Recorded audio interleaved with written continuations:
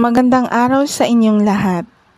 Salamat sa lahat ng mga sumuporta at patuloy na sumusuporta sa channel na ito. Maraming salamat sa mga taong patuloy na nakikinig at nanonood sa mga content na aming ibinabahagi sa inyo. Salamat sa patuloy ninyong pagsuporta. Sana ay makatulong ang content na aking ibabahagi sa inyo.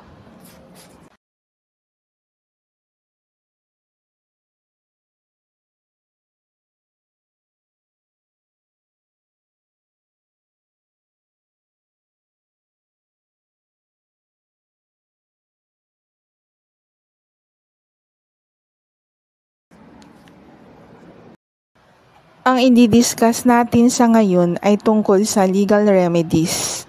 Kung sakaling nawala, nasira, nasunog o nanakaw ang orihinal na titulo ng inyong lupa. Ano ba ang maaring reasons o dahilan bakit nawala ang titulo? Halimbawa nito ay nabaha, na-misplaced, nasunog o kaya naman ay ninakaw. Ano ang mga steps o mga paraan o kung paano o ano ba ang dapat gawin kung sakaling nawala ang inyong titulo? Una po, kung ang nawala ay ang original na certificate of title na nasa pangangalaga ng Registry of Deeds,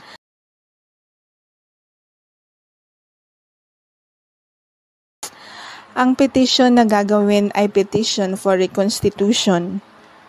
Pero kung ang nawala naman ay ang owner's duplicate certificate of title, ang petition na gagawin ay ang petition for reissuance of lost title. Ito po ay naayon sa Section 109 PD 1529 o tinatawag na Property Registration Decree. Gaya po ng nabanggit ko kanina, kung ang nawawala ay ang original na owner's duplicate certificate of title ng inyong lupa,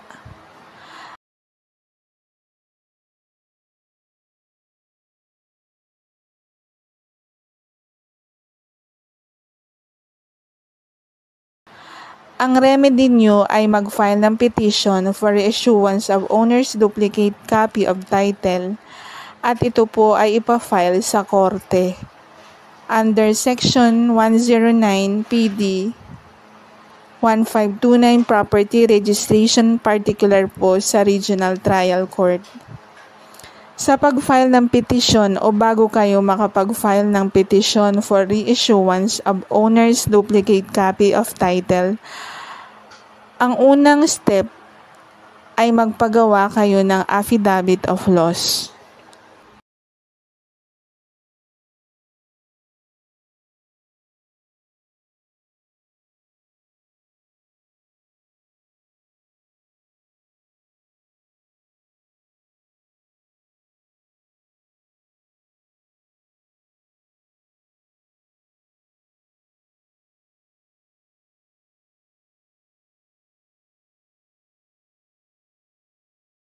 Sa affidavit of loss, dapat nakasaad dito yung mga detalye tulad ng kung saan, paano, kailan nawala yung original na titulo. Dapat rin nakalagay kung ano ang particular na title number, ano ang area, saan located yung property, ano yung description ng property.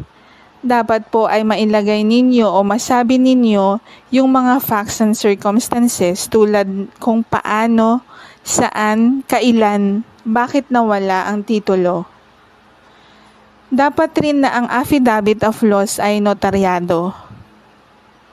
Kung nanotaryo na ang affidavit of loss ay dadalhin ninyo ang affidavit of loss sa Registry of Deeds, tulad ng sumasakop kung saan matatagpuan ang property. Halimbawa, ang property ay located o matatagpuan sa Antipolo, ay dapat sa Registry of Deeds ng Antipolo rin kayo pupunta para ipa-register o ipa-annotate yung affidavit of loss. Kapag pumunta kayo sa RD para ipa-register ang affidavit of loss, ay may fees rin na babayaran sa Registry of Deeds. Kapag nakapagbayad na kayo ng fees, ay yung affidavit of loss kasama ng inyong mga supporting documents ay i-evaluate ito ng examiner ng RD at saka pa lang po ma-annotate sa titulo yung affidavit of loss sa copy ng original na titulo ng Registry of Deeds. Kapag na-annotate na yung affidavit of loss sa original na titulo sa RD, ay maaari na kayong kumuha ng certified true copy ng titulo na may tatak ng annotation ng affidavit of loss.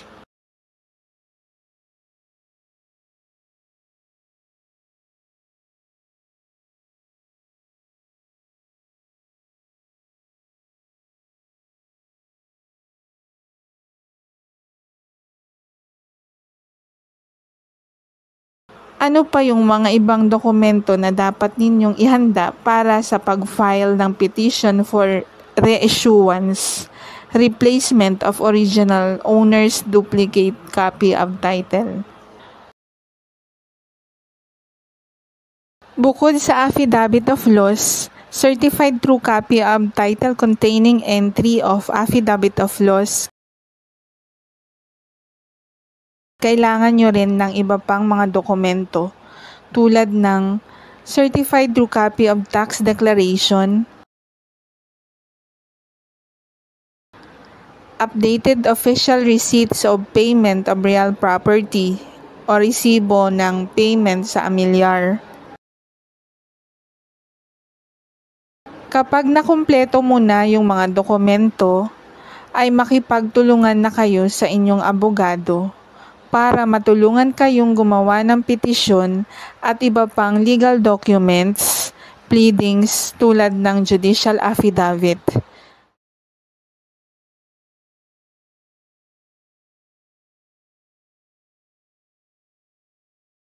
Kapag mayroon ng petisyon, kailangan nyo rin na magbayad ng filing fee. Then magkakaroon po ng posting at hearing sa korte hanggang sa magkaroon ng desisyon o order ang korte na uutusan ang Registry of Deeds na ma-issue ng bagong titulo kapalit ng nawawalang titulo.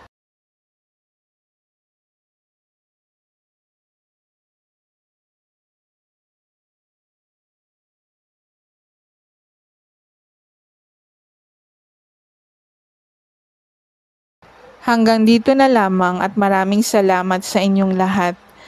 Please continue to support this channel. Thank you very much.